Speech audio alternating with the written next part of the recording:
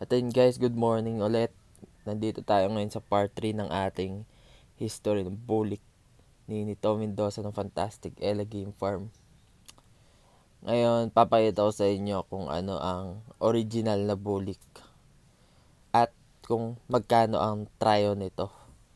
So guys, yung original na bulik, sabi ni sir nito, kailangan yung sa may bandang leeg niya is medyo light, kagaya niyan.